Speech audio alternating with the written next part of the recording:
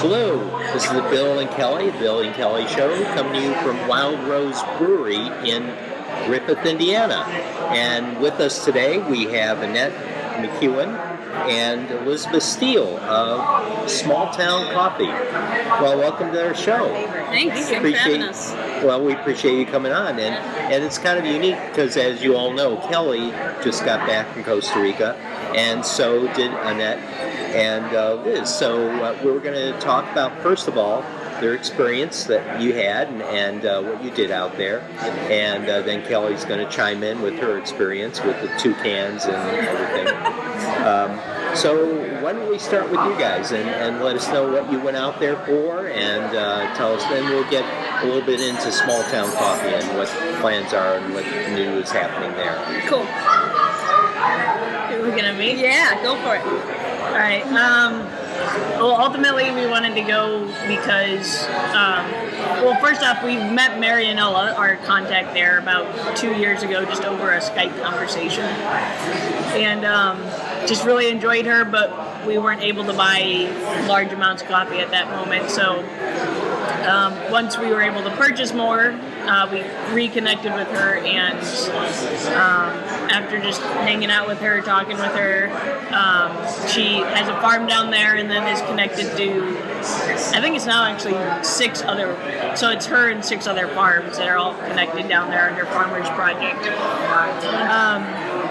So having tasted their coffee, we're just like, we need to go down there and actually meet these people and meet the people who are actually growing and processing and producing this coffee, and and just being able to actually see where our coffee is coming from, and not just having an importer give it to us and just trust that they know what's happening, but we were actually able to see the trees it was grown on, the mills that it was processed in, how it's packaged and all that, dried, processed. So I think just going for like the relational aspect of it, we actually got to talk to the farmers that are growing our coffee, and then traceability and traceability and transparency. And I know that's something that you promoted with Smalltown all along, is that you want to make sure it's an organic process, is truly organic, free trade, single origin, that they say, I mean, they are what they say they are, buying the beans. And because one of the things that we hear from you all the time is community-based, and you want to make sure on both sides of the coast. On both sides. And we'll get into that later about some of the work you've done to help support the Highland Foundation. So that's kind of awesome. So go on from there. Yeah, I think what, besides just the taste of their coffee, that it was obviously set apart from what you usually cup and experience, what I guess energizes us about what Marianella is doing is her vision and her willingness to be generous and share that with other people. Because if you think about it, technically she's helping her competitors, so she's, but they're finding ways to work together and make their product better across the board. So collaborating with all the farms together. Working together. In Costa Rica. Awesome. So just finding ways to help each other, like even fill a container. I think a container of coffee to ship it to the States is like 278 bags. Is this sound right? So as a small farm, even to fill a container on your own might be a challenge. But if you can work with friends and people you trust to make it happen, that's even better. And now one thing that's unique about her farm, and I emphasize her, is she not one of the few, if the only female-owned farms? Yeah, Marianella and her husband own Cafe Conamore, and she started Farmers Project. And then actually the coffee we have right now as our specialty line in Smalltown is grown by Ceci and her mom Marigold on their farm, which has been in their family for generations. They've been really involved in the International Women in Coffee Alliance, and basically it's just an organization for all people, not just women, but they have just an awareness that women don't always have the opportunities that they should in the coffee industry, especially in countries like Africa and things like that. So Their goal is to make things kind of level playing, and they're seeing some amazing coffee come out of that. So, but specifically for Costa Rica, that's unique. Yeah, And, Costa Rica and many countries for sure. Because culture there is male dominated. Male dominated. Not only that, it's you have the illegal trade. They have wanting portions of the growth and whatnot. And do they have a problem with that at all? Like get somebody, so they have to problems with maybe getting it exported because someone wants a part of what they do. They get involved in the production of the coffee. One, just real quick, one story that has stood out to me is Marianella. The first year she was growing coffee in Costa Rica, she connected with a co-op, which they're going to process and package and export her coffee. And they said, okay, we'll pay you X amount of dollars, and then your coffee's so good because she grows it with so much care, we'll give you a differential at the end of the year. So every day they'd harvest their coffee, they'd drive it 45 minutes to this mill, and they'd get like a base rate. So every day, like potholes, like a long journey, like don't think interstate highway. And so the end of the year comes, and they're like, oh yeah, sorry, it didn't go through. You're not getting your differential. So what had happened is they'd taken their coffee and sold it at a higher price, and only paid them for a lower grade coffee. So they basically just swindled them out of their exceptional product because they knew they were kind of new, so they're like, you're new. So it's kind of like the Wild West. Yeah, the Wild West, exactly. So because there's not that much about, right? So, yeah, they saw the weakness, but basically what's come out of that is a community of good friends who are helping each other do good things on both sides of the cup. So looking out for each other and trying to make sure that they're, what they work so hard to produce is getting to the market. Yep. So that's awesome. That's one reason we wanted to partner with this group specifically. We've met some other producers and importers here and there, and could have easily pursued getting to know them and going on different origin trips. But this has been the first one where it has actually felt like these could be real friends. This is they're actually working together as friends, and we're just joining something that, and it's actually feels like real relationship versus. Which I totally understand because I was lucky enough to get to meet Marianella at Windmill Brewing, which is where you guys had that event. Because I was there talking, and I was so impressed and empowered by everything she was saying. And I told Bill, we're going there. I have to go see that farming and everything there because I was blown away by her. I know, I can only imagine working with her in those kinds of ways would just be. Her heart is just so open to it. People. You're like, how do you stay like that? Amazing. Especially after you've been burned so many times. But she does. Because it's kind of when you produce your coffee and sell it, it's the story behind what it takes to get there that is often unique that a lot of people don't appreciate. Like the person I was telling you about. Or they don't think about it. I don't think he appreciates it. They don't even know. Most people do. And actually, I had quite a conversation with someone at the Lincoln Center. She's from Brazil. Oh, cool. And she was really excited. She saw Colombian coffee and she picked up and said, is this really Colombian? And I said, well, knowing Smalltown, yes it is. And then because about 90% of the coffee sold that has Colombian, not Colombian. In Costa Rica, they told us the same thing. It's most cut with at least 50% Mexican coffee. Wow. Which, Mexican coffee is great if that's what you're buying. Right. You don't want to be surprised with it. But again, that's something you all work so hard to make sure that what is there is authentic. And so tell us a little bit more about your trip. Besides the visit, and what all did you do, or is it just visiting the farms? There was a brief zip lining. There was some zip lining. There was a brief stint of karaoke. Karaoke? Yeah. Which Annette has deleted all record of. Yes. Much to my dismay. If you want to see me karaoke, you've got to come and be part of it with me. Because we could have easily used that in our. I know. I'm disappointed now. The singing coffee wild. sisters. Yeah, that'd be great. Oh man. Yeah. Oh well, that's a shame. But the zip lining, did you get any of Oh that? my gosh, it was amazing. That was amazing. Oh man, I remember the first time I went zip lining. Did you do any rappelling? No. No? Oh my god. Yeah, when I did, and I have kind of the usual story because halfway through the zip lining there was this waterfall. Oh wow. And everyone went down. I noticed was going in, and they were just bouncing up and down. It was so far up. So I said, "Oh, I'm going to go big. I'm just going to go with a big splash." Well, the reason why they did it so gently because the water was freezing cold. And when I hit the water, I started screaming like a little schoolgirl. It was like, and the guys went. It was so embarrassing. They grabbed me by the arm because I was panicking.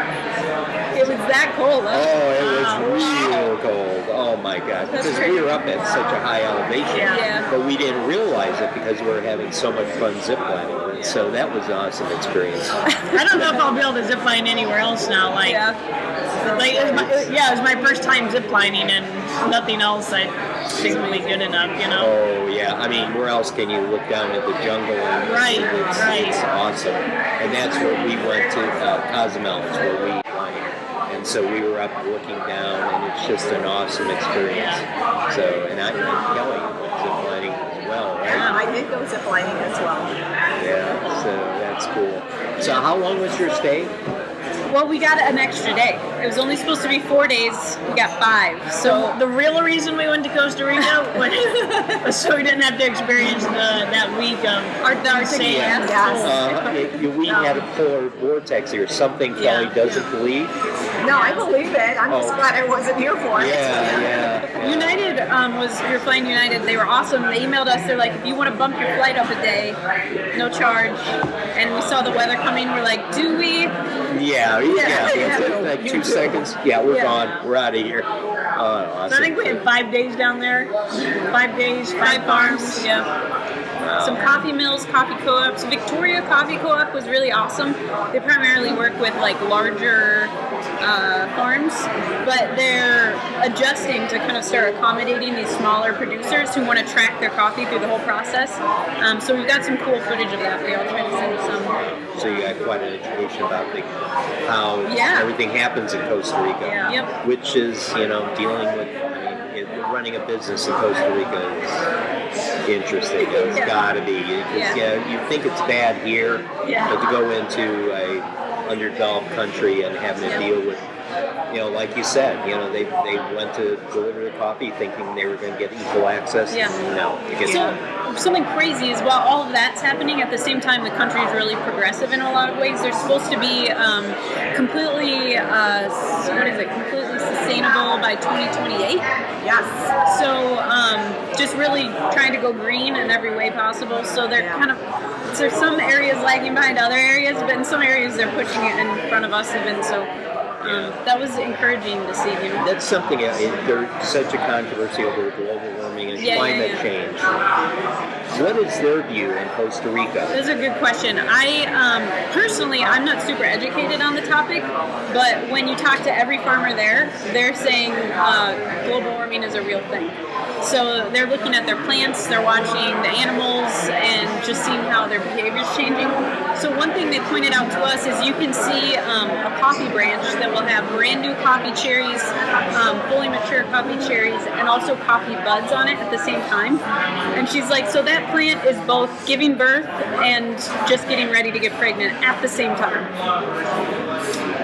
So that which is like the cycling is changing. Yeah. So it's just like that's not natural. It's the plants are confused. When I was there, they were talking about how it was unusual for it to be quite so hot at the time we were there. Yeah. And that the rainy season, which normally goes into the second week of January, after the first or second week of December, they didn't have any more rain. Yeah.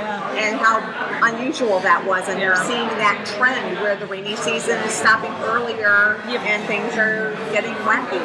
And then it's affecting harvest. So they said last year Costa Rica reduced their coffee harvest by 45%. So if you can imagine, if that's not only your livelihood, but one of the primary livelihoods of your nation, and it drops by 45%. You know, it's kind of interesting because what seems to be happening in the forefront globally is that discussion is happening at the political level, and yet what's being muffled and squelched is the scientific level and the people that actually make their living off the land, farmers, and where they're actually feeling it, having to deal with it day to day. We hear from those folks all the time, like the harvest cycle being shorter, having to change the watering cycle, and you hear about these things, and you know something's got to be happening. And we know by just looking at what NASA is telling us and NOAA is telling us, yes, there is a steady increase in global temperature. And along with that is we have an equally increase in global, the population is increasing. So, I mean, how do we deal with that? So we need some solutions for sure. And that's the difficult Should we figure that out right now? We get the politicians agree we need solutions, it'd be great, but so far, I think everyone that is closer to that and have their hands on it saying, yes, this is definitely happening. The further away you get, it becomes judgmental and, judgment, with the polar vortex, there's so much for global warming, right? Well, look at the impact. What happened? What caused the global? And that discussion, the frustrating thing, I guess, for us is that needs to be discussed, not it's not gross statements that are for sure political in nature and not. I couldn't agree more. I think people sometimes fight against it because they feel like someone's using it as a political weapon. But it's like, let's set all that aside and just look at the facts, because you've got some really serious issues to face. Mostly scientists that I know, and then I actually know someone that worked for NIPSCO and NOAA. I mean, they're so apolitical. It's unbelievable. I mean, because they spent their life concentrating on science. It's kind of like they didn't even vote. They're like, and that's a lot of scientists are. I mean, unfortunately, they're having to be swayed because they feel like their opinion is not being heard. And there was an interesting study that I saw where NASA finally came forward and bridged that gap and said, okay, if everyone's saying that scientists don't agree on global warming, here are all the scientific groups globally, and they tracked the global warming that they all submitted. They were all within very narrow margins. The graph was following each other. From Japan, Europe, and the United States, all their measurements were very, very close. So it's crazy, wow. But anyway, before we get too political on our show, I was looking at your email today. And you talked about the top 5 things that you really learned while you were there. Talk about some of that. We tried to condense everything. So the first thing was that who we as roasters buy our coffee from matters. So we're trying to find people who are paying their workers a fair price. They're stewarding the land well, and then kind of the process to get the coffee to us is clear, so we know actually what it's been through. It's not just a story. And then who you as a coffee consumer buy coffee from also matters, because it directly affects our ability to keep buying good green coffee. One of the things I haven't mentioned yet about our trip, we met a Cup of Excellence winner. So that's like a big thing in the coffee world. This guy's coffee was like championship grade. He has a mill on a mountain in Costa Rica. And I said, if you could tell people who are drinking coffee in the States one thing, what would you say? And he said, know what's in your cup. He said coffee is one of the most agriculturally sprayed and processed products. So you might be drinking more than coffee. Yeah. And what is the bean, the cheap bean that everyone starts using as fillers? That Robusta? Yeah. So that's one thing they look out for, is that, to make a cheap, competitive price. For sure. As opposed to quality coffee, but that ends up being a bitter tasting coffee. So. Yeah, and I mean the final point, like you pointed out, is that when you pay for a better product, you do get a better product, and you can taste it. So I feel like that's shown in our coffee and so many specialty coffee roasters, and experience it. I will say your Costa Rican coffee, well, you know my opinion about it when I first had it, because I'm a cream person, because I don't like bitter. The Costa Rican coffee you came out with, I couldn't wait till we got another bag of it, because it is the only coffee that I didn't have to put creamer in. Wow. Yeah, it is so mild and smooth tasting. I don't put cream in any of my coffees. They're all amazing. I'm just telling you. She drinks battery acid without cream. So. I do not. I don't tough lady right there. You got at home, so I'm drinking the good stuff. I mean, once in a while I have to suck it up when I go out to other places, but I can tell the difference when I go to other places. And that was one of the things that I really thought was interesting with Mary and Ella talking about. Some of the big coffee companies, they have these machines that go out and just strip the branches. You're getting some really beautiful red beans, but you're also getting the really old beans, the new beans that aren't ready yet, and the ones that are all bug infested, whatever on, that all coming off into this thing, and that's what they're roasting. And ew. She's showing these pictures of these big things full of beautiful red cherry. That's what we're paying for. I'll share some of those pictures with you too, so you can show it in the video. But her baskets, we got to meet some of her harvesters and see her final harvest for the year, and it really was just these bags overflowing with like the most perfect red, ripe cherries. Exactly, and that's what you want. You're going to pay more for it because people have to sit there and hand pick and make sure, but isn't that what you want? It's like wine or any other product. I have the right stuff, So let's get into more about Smalltown, like what you guys are doing, and you got some neat plans coming up. Now you think you announced that you've got a new place that's in development, being built out in Crown Point. Why don't you tell us a bit about that? I'd go for it. I tend to be the talker. So we have looked for 2 years for the perfect spot. Now you're in, for a lot of people who don't know, right now they're in Windmill Brewery in their back area. And we love it there. They've been amazing. But we're outgrowing that location. In the transition, they've decided to open their own coffee bar. So our coffee's still going to be there, just in roasted form, so you can come drink it. And their baristas have been amazing. They have soaked up every ounce of training, and they're pouring a beautiful latte art. They're timing and weighing their shots. So go there, you'll get a great cup of coffee. But we're moving to Crown Point. Our spot is pretty close to the square. It's about a half a mile away, but it's just enough off to the side that it has kind of like this slow, quiet vibe. It's on the edge of a neighborhood in the Bridgeport district. So if you're on 53, turn east by the tank, and we'll be there right by Matey's. So we're going to build out a coffee bar and move all our roasting operations there. And so one of the things that tell us about the building, because the building is kind of unique in itself, right? Yeah. It's an older building? It's old. It's like 149 years old or something like that. It was built in 1870, is that right? 1870? Yeah, we love to hear people retasking buildings and the that. brick, it's beautiful. So when we first got it, it was all there was carpet on the floor. It's super nasty. It's all wall paneling.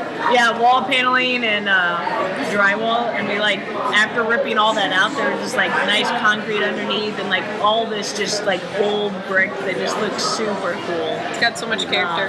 And we tore out the ceiling, and there's all these bolted rafters up there. So you guys just did a video of that. You guys walking through, which is a cool video, by the way.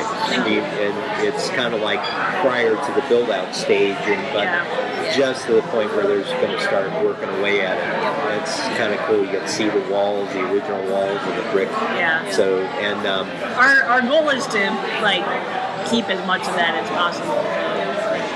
Like maybe have some of the brick in the coffee area. We're trying to find some ways to keep it well insulated and obviously not waste energy, but at the same time still have that old vibe. Yeah, that'd be cool. We love old buildings. They're kind of neat. They had a little taste to the whole experience. If you can picture it, the original business in there was a fish and meat market. So for until the 1940s, it was a fish and meat market. So they were selling like Chicago-style dogs, I would imagine, right? Some frankfurters. A sign, or we have a picture, and there's a sign in the window that says something about bologna, like 5 cents. 5 cents a pound or something like that. So you guys are going to kind of step up the business here. So we'll be selling bologna. Or are you going to have hot dogs? We're just going to double down and say that didn't here for how you going to sell some of your 70 pastries is what I want to know. Yes. They're amazing. I think you need to get some of that in there. Yeah. Shout out to Andrea. Yeah. Her macarons. Yeah. Delicious. Very good. Yeah. So your coffee shop, you will, it's going to be unique though, and then we'll get into that later. I mean, when you guys come back maybe sometime, we'll talk about that when it's getting closer. Because we want to keep some things a surprise. That's right. You got some exciting things planned. You can't reveal all. Yeah. So we got a few tricks up our sleeve. You know, we've been in the coffee industry for, I think we have 16 years combined experience now. So maybe we'd do a show from there when it opens up. Like, you guys get settled in. We like that. Yeah. That'd be cool. That'd be way cool. So now, what about anything else new with the roasting? Any new coffees that you're introducing? I think the newest thing is that you can find Highland Roast, which benefits the Highland Foundation and Strax. Exactly. So Strax Highland only for now. We're going to see how that goes, which has been going very well. So thank you everyone who's gone out to get those beans. It's got its own little build out. It does. It has a little stand. Near the coffee. It's whole bean. So we're gonna encourage you to make the investment and buy like a $15 grinder. Your coffee will thank you. It'll be so much better, you guys. Which most people do, except for maybe a few choices. Don't grind their coffee. Here and there. I can't imagine because it's the freshness and getting oh man, I tell you, there's nothing better than grinding it and smelling it. Oh my gosh, that smell in the morning. That is one of the best parts. Really good. Yeah, she smells all the way to the bedroom, and it's not even before it's being brewed. Yeah, I have to say the best thing. I mean, there's a lot of great things about Bill. But one of the things I love, even if I'm not waking up early, before he goes to work, he brings me a cup of hot coffee. And he's like, "Brought you coffee, baby," and it's like. Because it's always your coffee. It's my love language right there. I can't wait to take that first sip. Someone asked you the other day, well, what's neat about Bill? It's the coffee, bring her coffee in the morning. And nothing after that. It's all like... That's not true. And he delivers it. But she notices when I don't do it. Oh, boy, do I. Only happened once, and boy, did I notice. Man. So coffee is part of her morning life, and so mine. I'm like, I can't imagine going out with the coffee. Yeah. So nothing is better than starting my day with some Smalltown coffee every morning. And some of the unique things about Smalltown, which I keep telling people about, is within, what is your delivery radius? Is it Highland, or is it for the coffee club members? We kind of, unfortunately, we had to grandfather y'all in. We're okay, I'm sorry. No, it's okay. So thank you to all our early adopters. We really appreciate you, and we were able to give you free shipping. So Elizabeth's been doing hand deliveries for a long time. Coffee Club's growing, which is great, but she just couldn't keep up with it all. So most of them we have to ship or charge a fee. But you live in our subdivision. Yeah. So you can And I'll tell you, it's like Christmas when that doorbell rings and we see Liz out there. It's oh boy, and it's kind of neat because it's like, what are we gonna get this time? Is it gonna be Colombian? Yeah, because you guys are coffee geeks. Yeah, we're the different than what we get all the different kinds. We have a Bodum, like it's a coffee maker that it simulates pour over. Really? Yeah, it's real. In fact, my daughters bought it for me a Christmas present like 3 years ago, and they kept saying, "Dad." Coffee like is the language of love in your family. Yeah, it has a shower head in it, so it like turns. Cool. So I think really, it's nice. yeah, and so they told me, well, Dad, we spent a lot of money on this, and it's supposed to be really good. And it's got the Piper. And I really didn't understand it was a pour over machine until I started reading the thing, and because after read the directions. Yeah. Wow. Yeah, and it's. I don't ever do that. Yeah, it's a pour over machine, awesome. which I guess there isn't. It's Bodum, yeah, that's a nice brand. They make some good French presses and stuff like that. Yeah, and so I guess it's one of the few for residential use on the market. So, but yeah, I enjoy it because, in fact, one thing is kind of interesting when you guys showed us the difference between pour over and fresh prep. There's definitely a difference. Such a flavor taste. People think it's like a marketing thing or spin, but it's not. It's really like a unique way to experience the coffee. Yeah, but it made me appreciate my coffee maker now. Such a clean, like, detailed cup. Like, you can taste all the little nuances in there. Yeah. Definitely. So, but that's it. So, anything else about you guys want to disclose at this point? You can. Probably our newest coffee is our shift work espresso, which was inspired by people who don't just do life 9 to 5, and it'll give you a kick to get through the day. It's really delicious. It's got a chocolate and at the same time fruity profile. Ooh, man, we haven't gotten that one yet. We'll have to ask for that. Yeah. It's not in the rotation. It's not in the rotation. Right now, I'm telling you. Go ahead and talk to me. Put it in an extra bag.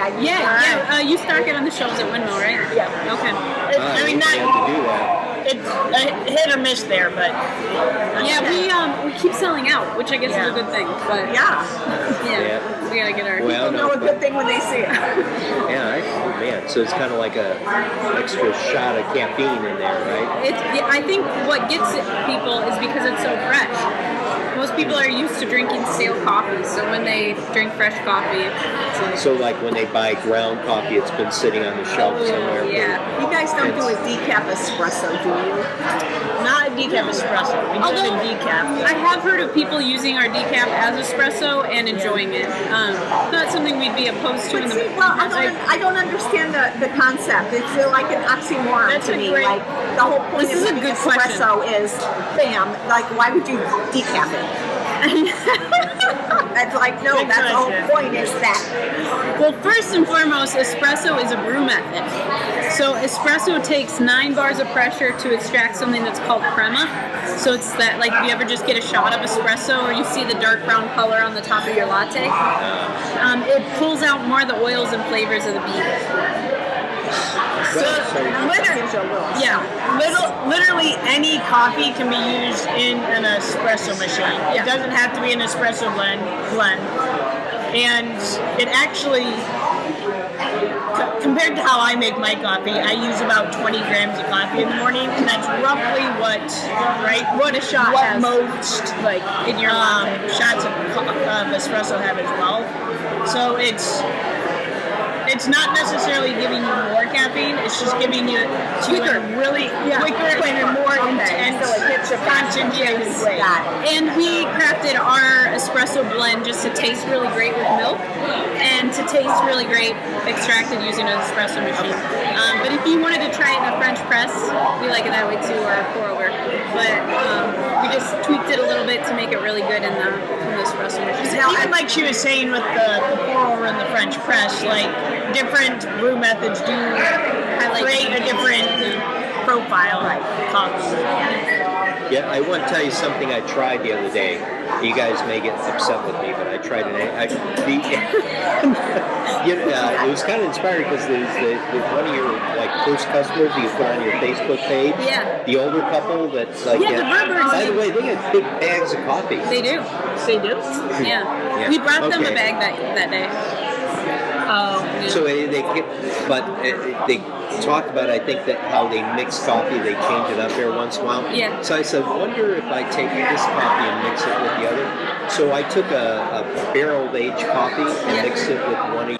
Yeah, that was an interesting experiment. Yeah, actually it added like the barrel aged taste to your coffee. Yeah. Which is kind of. And I don't like barrel aged because it gets kind of a. Yeah, it's not funky. something every day. Yeah. You gotta be in the mood for it, right? Yeah, exactly. What I like using barrel aged is making bulletproof coffee. Oh, you do that? Yeah. Bulletproof is cool. Oh yeah, I love it. You can like drink that and like go into like 1 or 2. Yeah. No, actually it Never takes actually tried it. right now I'm doing like this intermediate fast type thing. Is it the keto thing? No, not it's keto. It's like the 16-8 one. Okay. But the thing about the bullet coffee, it helps take the hunger away with that coconut oil and butter in there. Yep. It kind of just, I don't know. It just, Butter. Yeah. Butter, coconut oil, caffeine, delicious Yeah, and coffee they say flavors. one. Do you blend it so it gets that texture? I don't blend it, but I just put it in the microwave and mix it up real well. Yeah. Some people say to put it in a food processor. Yeah, so I worked in a coffee shop once, and it was part of the process, we blend it, and at first I thought it was the silliest thing I'd ever heard.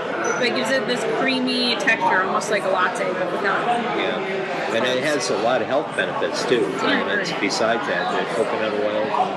So I've been doing that, and but then it adds a different taste. So I always like after I get done with that, just going back to regular coffee. Nice. Well, Cool. yeah, it is a lot of neat coffee ideas. But maybe we could have bulletproof coffee at the new place. Yeah, I'll think about it. Yeah. Maybe. Sorry, Just not a bad idea. hit. No, that's good. So anything else? Anything? Last thing I want to say. Wow, she's talking. Sorry. True. Is I go by Elizabeth, not Liz. Just so you know. Okay, sorry. Because this is being broadcasted, I just need to put that out It there. goes Elizabeth. I'll remember that. I'm bad with names, so That's right. sorry. Apologize. So Elizabeth. Besides that, but then we have Kelly, who you guys crossed like within a day or so. We did. Yeah, we kind of crisscrossed time. Yeah. You went first, right? Yes, I did. I remember seeing your pictures and being like, Can't wait to yeah, like I know. Yeah. In fact, we're already talking about going back, and she wants to go to the farm. Yeah, and I want to stuff, go so we to may do Marianella that. and do a little tour too, but I want to video it and really get into the whole processing and to show people why it's worth paying what you pay for really good coffee. Yep. Yeah. You know, And, how it helps the people. It trickles down to everyone, and does. it's not like they're making crazy amounts of money. They're just finally making enough money to keep going the next year to take care of their farm. So Marianella, for example, pays her farmers project people actually an extra $1, which doesn't sound like a lot, but minimum wage there is $1.80. So when minimum wage is $1.80 and you're getting $2.80, it's at least a step in the right direction. So. Absolutely, but I loved everything that she talked about, and about how she hates the word sustainability, because if you look at, it's a sustainable farm. Well, sustainable just means you're making it by, and that no business wants to just get by. You want to make Because you money. won't get by for long. Well, that's it. And she talked about how sad it was every time she sees somebody selling one of their farms because their kids don't want to stay and do it anymore because you can't make money at it, because they'd rather go to college and get a real, job making better money. But it's so important. Those farms have been in these families for generation upon generation. People stop farming, we stop drinking coffee, or we stop drinking good coffee, which would be tragic. Well, any farm. Yeah. Yeah, but especially there, and to see these people who work so hard to give us these great beans and make wonderful coffee, and how important that is, and to get the word out. I'm super passionate about this, and I want to go there and do this. process. Plus, I love Costa Rica, so I just want to go back to Costa Rica. That we probably that too. You know. Wait till you eat those cherries like right off the plant. Oh yeah. But oh my gosh. Yeah. And the smell of the buds. So the buds only last for like a day and a half, and we got to see some of them, and they smell like jasmine. Like it was intoxicating. That's it. I want to smell that. I mean, I want to be there and touch the earth and see that whole process and know what it is that I'm putting into my body. You know. The first time I smelled them, actually, we were driving up on Ceci's farm, where we actually get our coffee from. We started like at the bottom of the mountain, and we were driving up in this truck, and all of a sudden you just like smell it wafting into the truck. Like it was crazy. As you're driving up this like crazy mountain and this amazing view, you know. One question before we start wrapping up the show. You know, a lot of people, especially like the Midwest, no one ever thought that they'd have vineyards out in the Midwest. And sure enough, we have vineyards now, and some of the grapes are rivaling the California grapes. And I don't know enough about the acidity of the soil or what it needs. Have you heard about anyone actually growing beans in the Midwest? I know of, so we have a tiny one coffee plant, which in 3 to 5 years could make like 1 cup of coffee. Yes, so the funny thing about the Midwest is we're kind of lowlanders. So I've heard of some folks doing it in California because coffee needs a higher elevation and the warm temperatures, but not in the Midwest so far, unless they're doing some sort of climate alteration. You mean a state where you just keep driving and driving and driving and it's the same everywhere you go because it's flat, flat, flat? It's not good?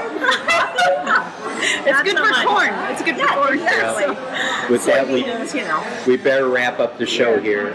So, listen, we really appreciate you coming on. Thank you so please much. keep us posted with the new place, and we'd love to come out and anything new going on, and we'll go from there. And all right. It's great. I Thanks appreciate for it. hanging out with you guys. Oh, we love it. So we always love having you guys out here at Wild Rose Brewery, having a beer, just kicking back, relaxing. So with that, folks, we wish you all a safe rest of the week and weekend, and we'll say goodbye for now. Bye.